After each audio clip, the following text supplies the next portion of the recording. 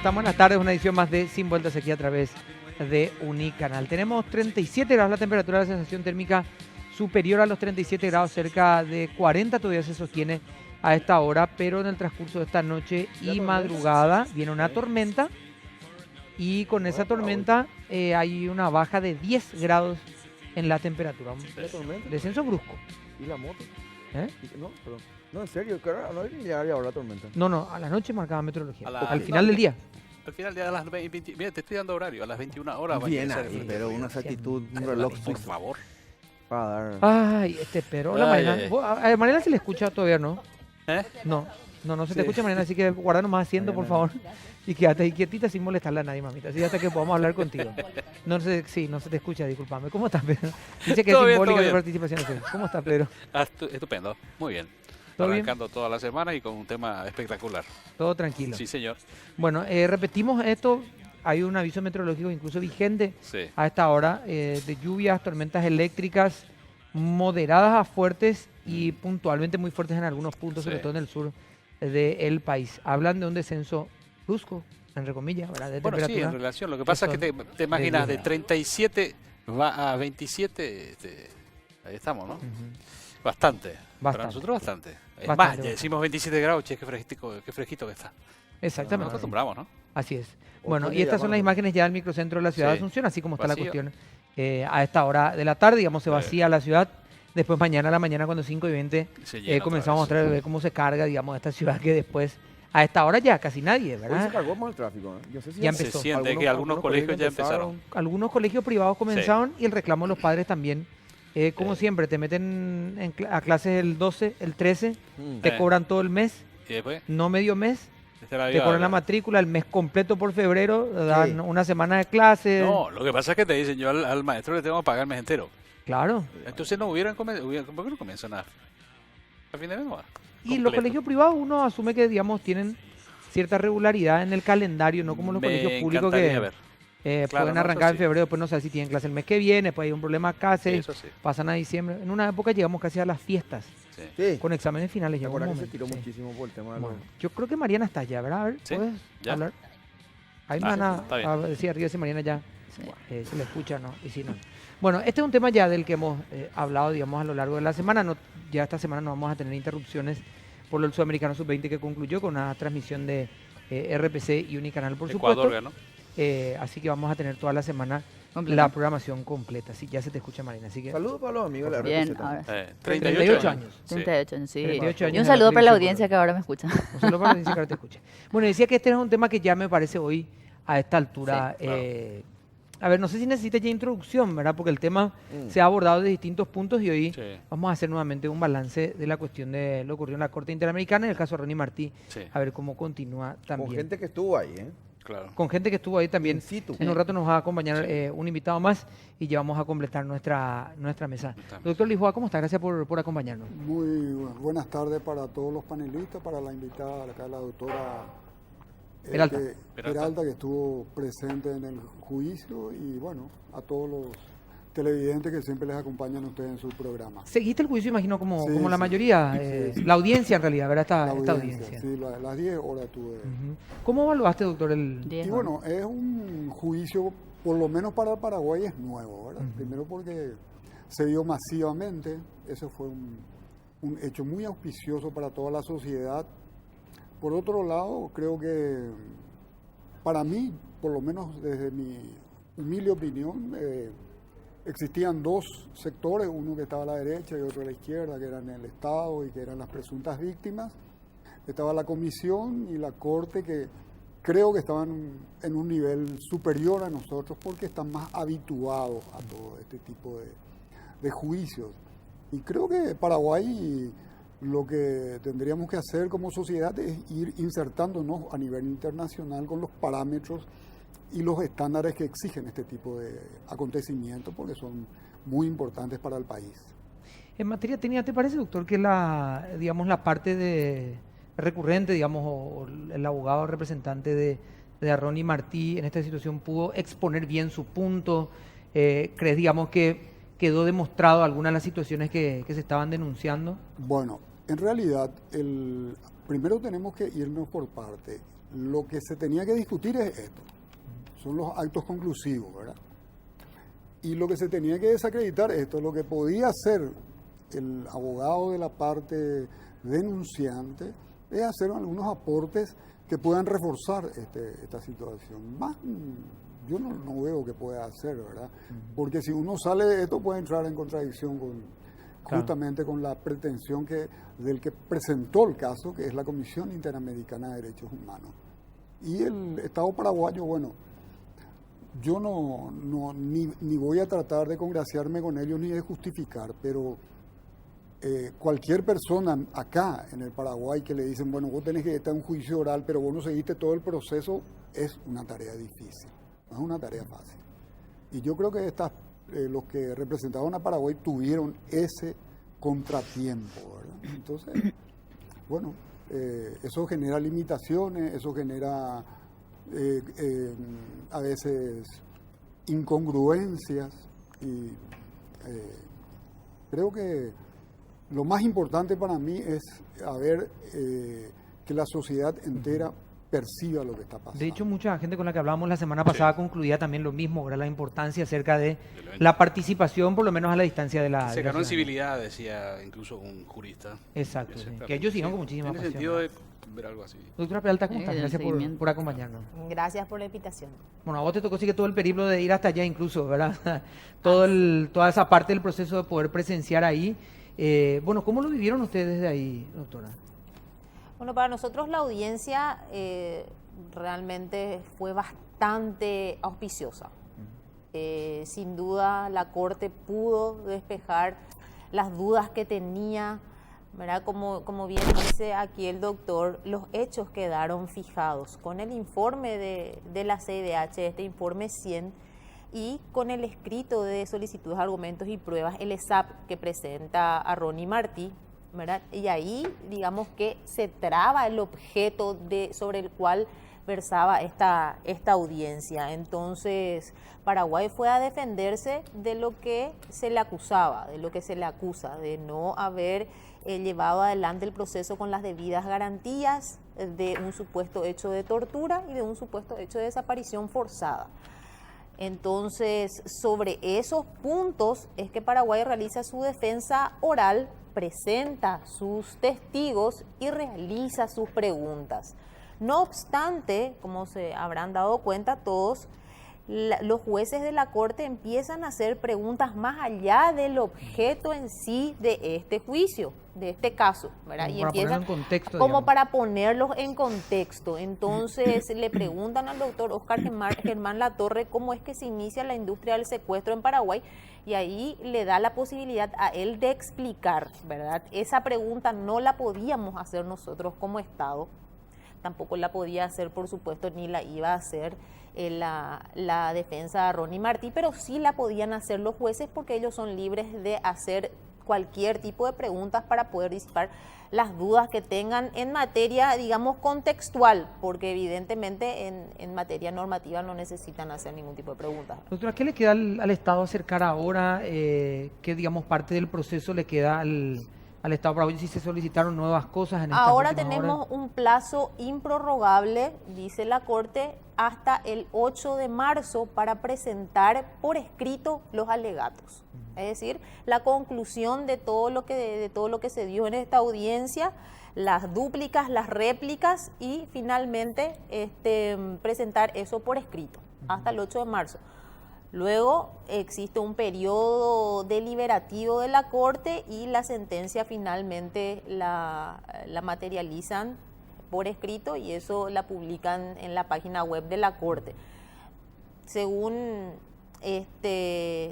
la práctica en estos casos, yo estimo que para septiembre, octubre más o menos de este año tendríamos la sentencia, de acuerdo a cómo Según los vienen tiempos, corriendo digamos, los tiempos. que se vienen Exactamente. manejando.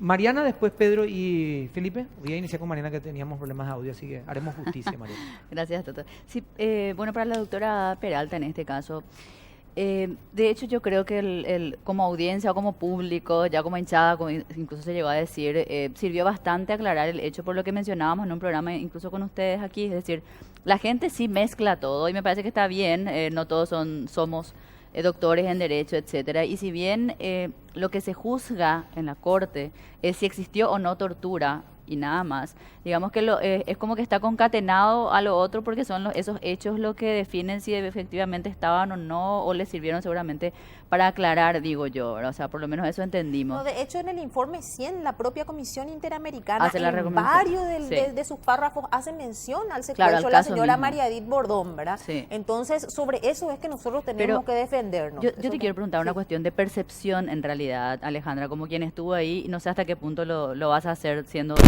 prácticamente parte, digamos, del Ministerio Público.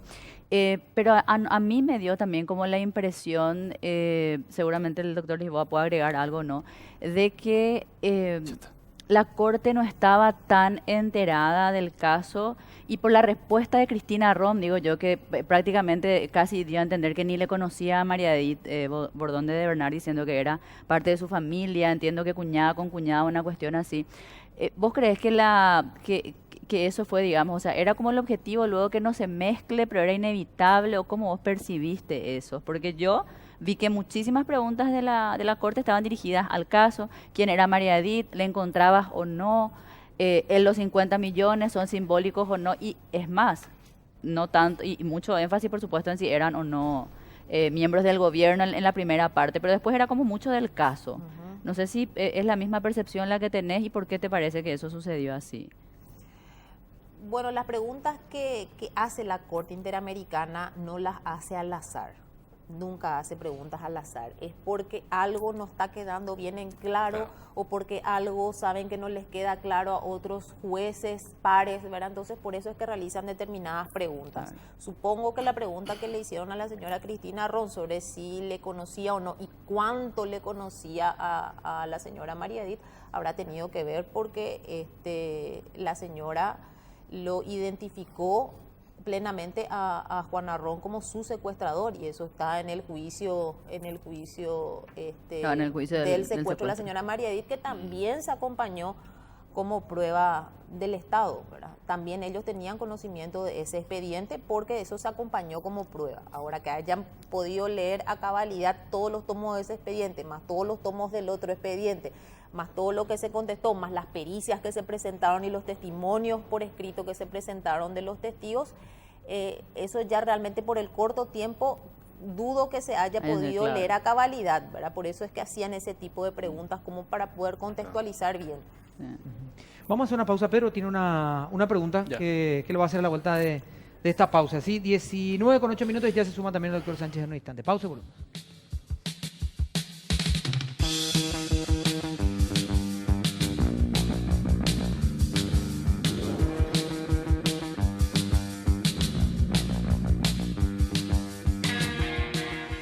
Bueno, estamos de vuelta y ya está con nosotros el doctor Edgar Sánchez. Doctor, ¿cómo estás? Gracias por acompañarnos. Muy buenas tardes, un saludo afectuoso a ustedes y a la teleaudiencia. Bueno, no estamos dejando que llegues todavía a tu casa. Venía otra entrevista, te quedas acá. Vamos a ver si te agarran otra vez por el camino a tu casa, pero ya se va a ir, así que avisamos en un rato. Pedro, por favor. Sí, doctor Lisboa, algunas cosas quedaron, bueno, en evidencia durante esta audiencia, y otras es como que se fueron decantando. La semana pasada estuvimos con el doctor Gallardo y él desmintió totalmente lo que dijo el abogado de Arroni Martí. Y después vimos un tuit de la senadora Esperanza Martínez también diciendo no, yo no tengo nada que ver con esto. ¿Qué está pasando? ¿Por qué es como que se está decantando algo? La defensa no estuvo bien armada. En relación a la audiencia. No, la audiencia, lo que hizo la defensa es tratar de no apartarse del acto conclusivo que hizo la Comisión Interamericana de Derechos Humanos. No tiene sentido apartarte de esto, siendo que es lo que se tiene que discutir. Ahora, yo como defensa sí puedo abrir más ampliamente el abanico de posibilidades de discusión, pero yo como parte denunciante, si yo salgo de esto voy a empezar a entrar en contradicciones con el propio acto conclusivo. No puedo hacer yo eso. Es decir, cualquier persona que ejerce la defensa como en un caso como querellante adhesivo no puede ir a contradecirle absolutamente a lo que está planteando el principal acusador en este caso, que era la Comisión Interamericana de Derechos Humanos. Entonces, si hay algo que se dejó de hacer, bueno, puede ser que no era necesario, solamente eso, pero no. Yo creo que sacamos un importante saldo positivo de toda esta audiencia, ¿verdad? Uno, como decían al principio, yo creo que casi todos los paraguayos conocen hoy el procedimiento del sistema interamericano.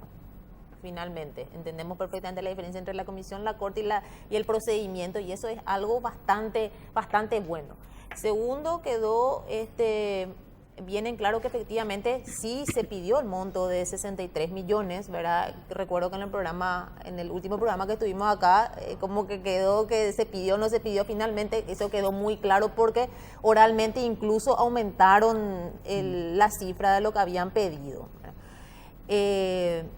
Y finalmente, como decía Pedro, muchas cosas quedaron en claro, muchas se iban decantando por el camino y algunas también incluso quedaron en el tintero, como ser el tema de las lesiones. Al no poder escucharle oralmente a los peritos propuestos por el Estado, el doctor Lemir y el psicólogo, el doctor Garcete, entonces faltó, digamos, que la audiencia, que la ciudadanía pueda escuchar las inconsistencias que fuimos encontrando a través de estas pericias, ¿verdad? Si bien la Corte tiene un conocimiento acabado, porque todo eso quedó por escrito, faltó que la audiencia pueda escuchar, ¿verdad? Que se hiciera público.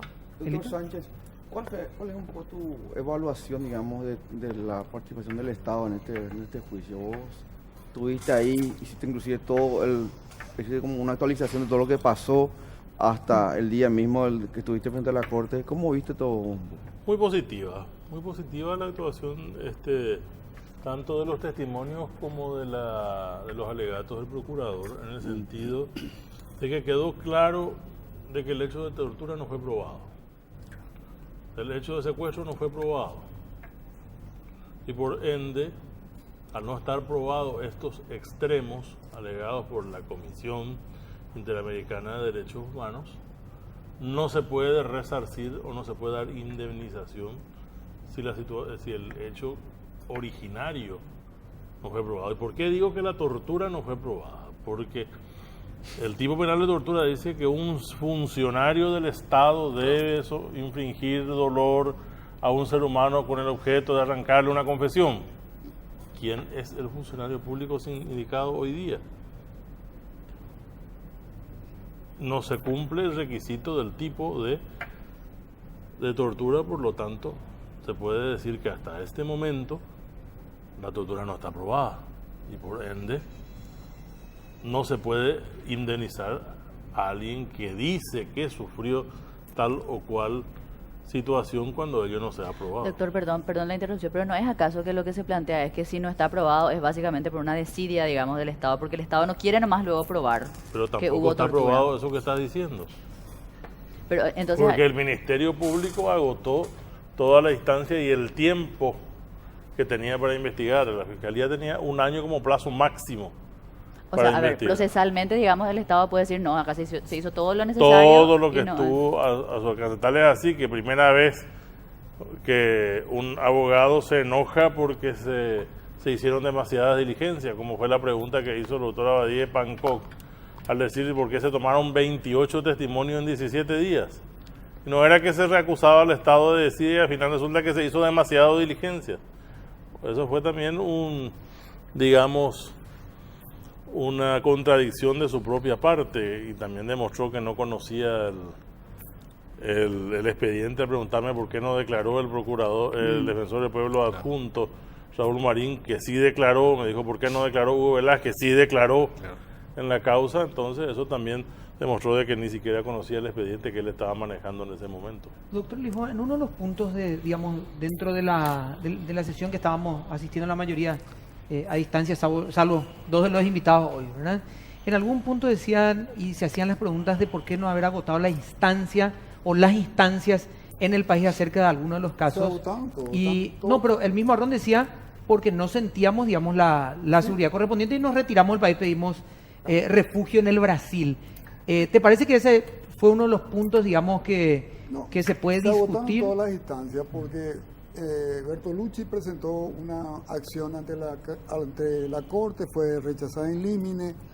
Y el artículo 358, cuando el Ministerio Público ya no puede impulsar, no se puede impulsar más eso. Por otro lado, es un poco largo nada más, por eso no voy a leer, pero está todo acá lo que oralmente el doctor Sánchez quiere decir que no existe. En el análisis del presente caso, en la página 37 están todos, solo que es un poco largo para leer en un programa y no es saludable leer, ¿verdad? Porque es aburrido, no hay tiempo, entonces no se puede leer. Así que yo le recomiendo al doctor Sánchez que ¿Qué lea. dice más o menos, doctor? Digamos, para tener una idea La de... comisión analiza, con respecto al intenso sufrimiento físico-mental, la comisión encuentra que los elementos probatorios obran en el expediente, son consistentes entre sí y demuestra que Juana Ron y Anuncio Martí tuvieron un intenso sufrimiento físico y mental. Y está todo detallado. Doctora, Están todo detallado, están las constancias de los certificados, absolutamente todo. Las Si me fotografías se permite, corresponden. para no perder una cuestión más que hablábamos hoy en la radio, doctora, este análisis, o hay algunos análisis que se presentaron que son similares a otra demanda que había presentado la misma persona, que es Juana Ron. Bueno, eso en cuanto al estudio psicológico. Ok. ¿Verdad? En el 2009 también Arrón se presenta para solicitar indemnización como víctima de la dictadura, él y su hermana. ¿Verdad?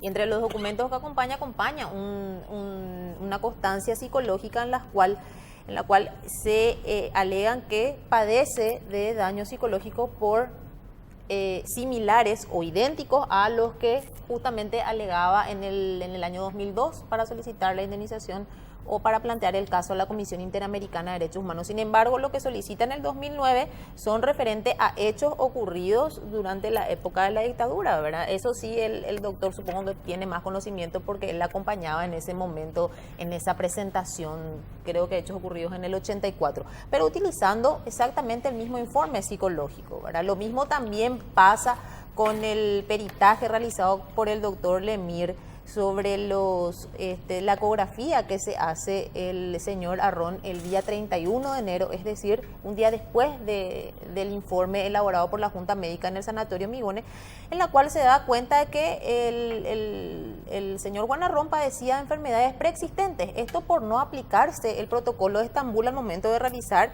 la inspección médica. Entonces, efectivamente sí padecía de enfermedades preexistentes que es imposible que desconozca. ¿Verdad? Es imposible que un hombre no cuadro, sepa que padece esa enfermedad, verán los testículos. Entonces, pasa que se hace esto al día siguiente, se constata que tenía una enfermedad preexistente y cae por tierra, entonces, de que estas lesiones fueron producto de un golpe, producto de la tortura, ¿verdad? Entonces, la comisión puede decir todo eso, pero ustedes mismos escucharon en la audiencia que hasta la propia Corte Interamericana le reclama a la comisión por no haber llevado un procedimiento, digamos, acorde a los estándares internacionales. Y esto la propia Corte le reclama a la comisión. Es decir, no estamos hablando de un organismo infalible. ¿Verdad? Estamos por poco atribuyéndole una infalibilidad cuasi papal a la Comisión Interamericana de Derechos Humanos, pero sin embargo la propia Corte Interamericana desnudó ciertas falencias. Vamos a una pequeña pausa, doctor, para no quedarnos sin tiempo, y a la vuelta también quiere mencionar algo y le debo a... No, ya preguntó. Sí, me no sé. anoto. Me toca Vamos a a hacer mí una otra pausa y vez. arreglamos ahí, por favor. Si pausa, ya volvemos. Me anoto, dijo Me siempre. toca a mí.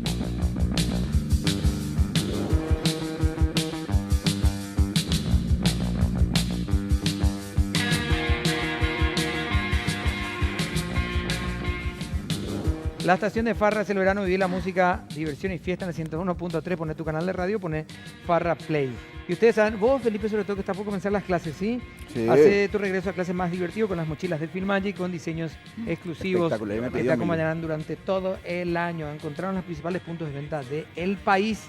Son las Ingresá al mochilas. Instagram de Filmagic Retail y podés ganar fabulosos premios o comunicate al 551 187 para más información. Mirá las mochilas espectaculares para el inicio video. de clases Qué y están lindo. los puntos de venta también para que se puedan Sí.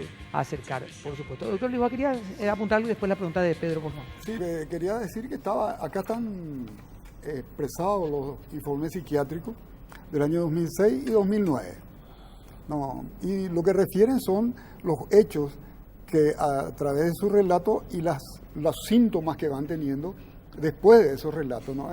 Lo de 2009, perfecto, eso es, uno tenía que presentar para ser resarcido por ser víctima de la dictadura, tenía que presentar un certificado de un psiquiatra sobre un examen que uno realiza para acceder a la ley 893, creo que es, de la indemnización a las víctimas de la dictadura, que es una etapa ya terminada, porque el Estado se comprometió a reconocer los hechos, se hizo la Comisión de Verdad y Justicia, yo fui asesor jurídico de la Comisión de Verdad y Justicia, entonces eso está todo dentro del informe de la Comisión, del informe 100, y quiero también abordar un poco eso de los 50 millones de dólares. Cualquier persona que haya sufrido terrorismo de Estado, jamás van a devolver el tiempo pasado. Yo sufrí 27 años de terrorismo de Estado. Aunque me den 200 millones de dólares, yo puedo comprar una casa, un auto, puedo comprar cualquier cosa. Pero ese tiempo que ha consumido mi vida nunca me van a devolver. Y eso lo aclaró perfectamente Arron. Y lo dijo, y después dijo de que dejaba a consideración de la Corte Interamericana para que la misma fije el resarcimiento si es que hubiere lugar. Así que yo en cada hecho o en cada circunstancia de mi vida me voy acordando de lo que pasé esos 27 años. Yo entiendo que el que no pasó es muy difícil que entienda, pero el que sí pasó por esa circunstancia, no hay dinero, ni dinero que pueda. El punto, doctor, perdón que me meta, es que el juez mismo le dijo, no hay dinero, pero piden pues una suma. Y cuando se pide un resarcimiento tiene que decir, claro, hay como una tabla o una especie de lógica de razón de por qué se pide esa suma. Y también se objetó el hecho de que la suma sea simbólica, no necesariamente el pedido. Digamos, ese desmenuzamiento o esa liquidación, eso se realiza en este escrito, en el ESAP, en el escrito que ellos, O sea, lo realiza que ellos de plantean, hecho, lo lo fíjense, realizan a Rocky bien, Martí. claro. Ellos dicen 20 millones para nosotros por Claro, estos daños, o sea, 20 no millones es- para mí por estos daños, 1 millón para cada uno de mis familiares, 24 mil dólares para el abogado, 8 mil dólares para el otro abogado. Eso está completamente el disgregado, acá expediente. no hay nada. Claro, eso Acá es una- dice, reparar integralmente las violaciones de derechos humanos declaradas en el presente informe, tanto el aspecto material como inmaterial. El Estado deberá adoptar las medidas de compensación económica y satisfacción. No hay nada. Acá yo no puedo salir Doctor, de en esto. el escrito Esto que no le puede, sigue es donde esto ellos no se solicitan puede, ese monto. esto no se puede variar. Este es el documento sobre el cual se discute. No hay otro. Si Arron lanzó esa cuestión simbólica, yo les estoy explicando por qué.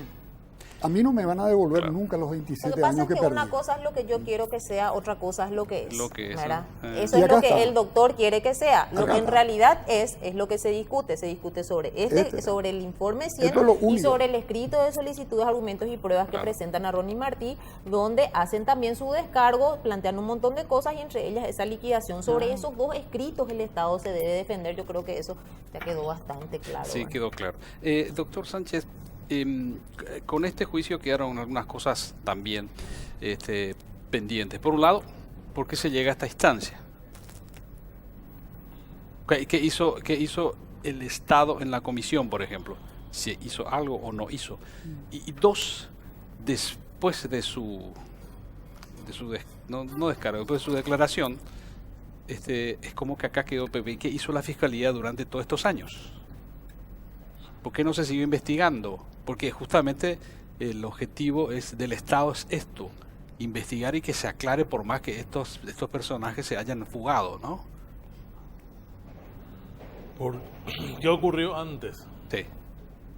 En la Comisión Interamericana de Derechos Humanos, durante el gobierno del presidente Lugo, a punto se estuvo de llegar a un acuerdo con los demandantes, y el punto 3 del acuerdo planteado por ellos era su desvinculación definitiva del caso de secuestro de la señora María Edith Bernal. El fiscal general del Estado entonces, el doctor Rubén Candia Amarilla, se opuso tenazmente. Claro. Por lo tanto, no hubo acuerdo con el Estado. ¿Por qué? Ellos querían ser desvinculados de un caso de secuestro. Dice, yendo a la segunda pregunta, ¿qué hizo el Ministerio Público? Y el Ministerio Público mucho no pudo hacer cuando las víctimas ya se habían fugado del país, que estando en el país se negaron a someterse a la junta médica, se negaron a hacer un identikit, se negaron a aportar datos porque decían que no confiaban en la fiscalía, pero sin embargo ellos estaban respondiendo a otro proceso en libertad por decisión de la Corte Suprema de Justicia. Entonces, la fiscalía no puede poner una bola de cristal delante suya y poder analizar qué elementos puede seguir investigando en un caso cuando no tiene la colaboración de las partes para la búsqueda de la verdad real. Doctora Peralta, sentí que hay como una manipulación o por lo menos una visión parcial o sesgada. ¿Qué nos opina de este caso?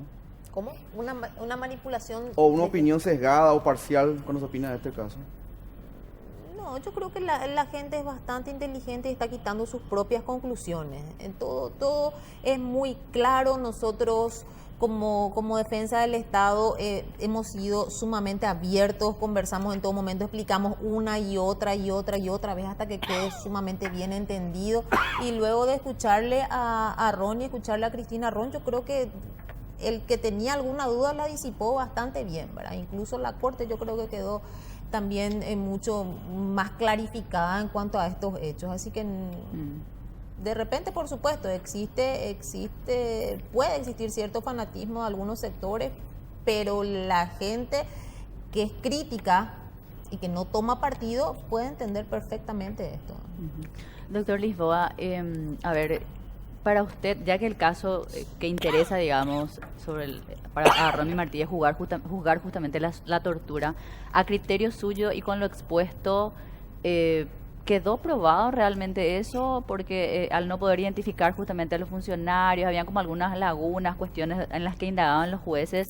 ¿A usted le parece que con lo que hay es suficiente? La tortura quedó probado primero por los elementos de convicción que están expresados dentro del informe de la Comisión Interamericana de Derechos Humanos y porque el doctor Sánchez también dice que sigue abierto el caso de tortura en el Paraguay. Asumiendo que básicamente sea tortura, digamos, por eso sigue abierto. ¿Verdad? Entonces sigue abierto. Así que en ese sentido no hay ninguna duda de que ese hecho existió, ese hecho también fue público. Y también fue uno de los temas que consultaron los jueces. Claro, porque eso hasta se transmitió, fue un hecho totalmente atípico, que se transmitió eso, se vio, y el cuanto a el impedimento que tuvo el doctor Sánchez de no poder hacer el análisis clínico, médico, a las presuntas víctimas, es porque él no actuó de oficio. Entonces, cuando se trajo los distintos certificados médicos eran a instancias de parte. Después que se hayan negado, no, entonces eso es otra cosa. Pero ellos tenían que haber actuado de oficio. El fiscal Hugo Velázquez estaba dentro del sanatorio Migón en ese momento, así que estaban las autoridades para tomar las medidas pertinentes para poder tener poder recabar todos los datos que ellos necesitaban. Doctor Sánchez. La actuación de oficio no se puede dar si las víctimas no aceptan someterse a una junta médica. Claro. No se le puede obligar a desnudarse y a que un médico le inspeccione. Eso contestando. En segundo término, el doctor dice, está aprobado para la comisión, ideologizada, pero no está aprobada para la Corte hasta el momento que dicte sentencia. Esa es la verdad de la situación a hoy. Tenemos por un lado este informe, ¿verdad?, que sustenta todos estos párrafos, y por otro lado tenemos 13 tomos de expedientes en el cual se hicieron más de 200 diligencias, ¿verdad?, donde no se probó la participación de las 3 personas que ellos señalaban como sus secuestradores y torturadores, sino que se sobreseyó definitivamente con un grado de certeza de la no participación, y tenemos en este momento día a día sumando más cuestiones que finalmente echan por tierra la propia existencia de ese hecho, ¿verdad? Hubiese sido sumamente enriquecedor escuchar a estos dos peritos, el psicólogo justamente que hace todo un análisis. Y si recuerdan ustedes que el juez de la corte, el presidente, preguntaba insistentemente, pero volvió a entrar a la casa. Y creo que fue por eso justamente que no exhibieron más el video tampoco de la supuesta liberación ellos mismos, porque se dieron cuenta que era una prueba que les jugaba en contra. Porque ninguna persona que sale del lugar donde estuvo en cautiverio entra nuevamente a traer su champión, su aloe vera, ¿verdad? Tampoco tenían rastros, ellos decían que estaban, que tenían cinta de embalaje por la boca, la barbita bien afeitada, ¿verdad? Se demostró pericialmente que los daños que ellos, las lesiones que ellos argumentaban que fueron producto de tortura, en realidad eran enfermedades preexistentes. Entonces tenemos toda esa suma de elementos contra unos párrafos de la Comisión Interamericana que dicen que Paraguay es responsable por tortura y desaparición forzada. Aquí yo creo que vamos un poco más allá. Cuando la Comisión pasa los casos a la Corte, no los pasa porque sí nomás, pasa con un propósito. Y en este propósito creo yo que lo que quiso fue poner a Paraguay como el conejillo de Indias para trazar nuevos estándares. Hay que recordar que los estándares en el sistema interamericano en cuanto a la obligación de los estados de investigar es una obligación de medio, no es una obligación de resultado. Ahora, si lo que la comisión finalmente le está diciendo a la Corte, te pasamos este caso a ver si te interesa fijar un nuevo estándar para el sistema interamericano y decir que con este caso, conejillo de Indias, ¿verdad?, podemos finalmente concluir de que de aquí en adelante la obligación de los estados va a ser una obligación de resultado, entonces eso es otra cosa. Y finalmente que diga la Corte, bueno, a partir del caso Paraguay, que pensamos que era un país más nomás, pero había sido que no era tanto así, ¿verdad? Fijamos un nuevo estándar, bueno, pues las consecuencias van a ser para todo el continente. Van a venir un montón de personas desaparecidas en México, 20.000 desaparecidos, en Nicaragua, Guatemala. Es decir, las consecuencias, si se fija un nuevo estándar donde se dice que la obligación de los estados, la obligación de investigar, una obligación de resultado, atájense Corte, porque van a venir otros estados demandados por la misma problemática, ¿verdad? Claro, Entonces, lo que eso pasa, es lo que me llama la atención es cómo trabajó la comisión, y por eso decía, justamente estábamos hablando de la Junta Médica, de los psicólogos y las personas que fueron nombradas en la comisión y que pusieron ellos a consideración en la audiencia de la Corte Interamericana. 24 horas después le estás desmintiendo, ¿entendés? Eso es lo que yo no me cierra. Eso es lo que yo no entiendo. El doctor Con dijo que no, la senadora Esperanza Martínez dice, no tengo nada que ver con esto. Entonces, ¿cómo trabajó? Quiero saber la comisión, porque decía el doctor Sánchez está ideologizada. Bueno. ¿Al doctor Lisboa? Bueno, doctor Lisboa, yo claro. En primer lugar creo que todos los que estamos acá tenemos ideología. No, claro, Todos, pero estamos hablando de un acto absolutamente. jurídico, doctor. ¿Por qué tenemos ideología? Porque la ideología en su definición más simple es una forma de ver las cosas. Así que creo que todos tenemos una forma de ver las cosas, así que si la Corte es ideologizada es porque tiene una forma de ver las cosas, y el doctor Sánchez tiene una forma de ver las cosas porque tiene una ideología. Es decir, ese no es un punto de discusión.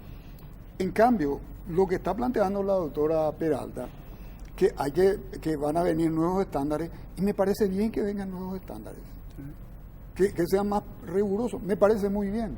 Nos compromete a todos cada vez más como sociedad a ser más rigurosos en el planteamiento de la defensa de los derechos humanos. Porque al final lo que se plantea o lo que cualquier sociedad pretende es vivir en paz, vivir en tranquilidad, donde se respeten sus derechos y no sea que uno tenga que sufrir consecuencias tan desagradables en cualquier momento, nada más que eso. De hecho, la Corte ha tomado casos que a la luz no parecían casos emblemáticos, ¿verdad? Sin embargo, se tomó de esos pequeños casos como para establecer grandes estándares que después sirvieron a la doctrina y a la jurisprudencia internacional, ¿verdad? Pero este caso es particular, este caso no es como el resto de los casos, porque el Estado argumenta que no existieron los hechos ni de tortura ni de desaparición forzada, es decir, estamos ante casos que no existieron. También Paraguay, hay que recordar que Paraguay fue sancionado en el caso Boiburú por los hechos ocurridos en la dictadura, ¿verdad? Tortura y desapariciones forzadas, donde el Estado mismo es el que se allana y dice, sí, efectivamente estas cuestiones sucedieron y Paraguay tiene la voluntad de reparar de alguna manera, De cambiar la situación. de cambiar la situación, ¿verdad? No estamos ante un Estado belicoso que quiere negar su responsabilidad en materia de derechos humanos, sino muy por el contrario. Le vimos al propio presidente de la República sentado como uno más dentro del público diciendo de esa manera: a nosotros nos interesa en nuestra agenda gubernamental los derechos humanos, ¿verdad? Entonces, este es un caso diferente sobre el cual sería sumamente injusto para Paraguay que se fijen nuevos estándares a partir de un caso inexistente. Doctora, gracias por acompañarnos. Bueno. Doctor, gracias por acompañarnos. Ahora me parece que ya tenés camino libre a tu casa, ¿verdad? Gracias a ustedes por la invitación. No, por favor, gracias, doctor. Doctor Iván, muchas gracias. Hoy Gracias. repartidito, doctor, ¿eh? No como la última vez que me... No, Hoy repartidito, doctor, ¿eh? yo no, simplemente Te estoy te agradezco que me hayas dado esa No, oportunidad. por favor. Invitado siempre, doctor, cuando quiera. Gracias, Vamos a hacer una pausa y ya volvemos.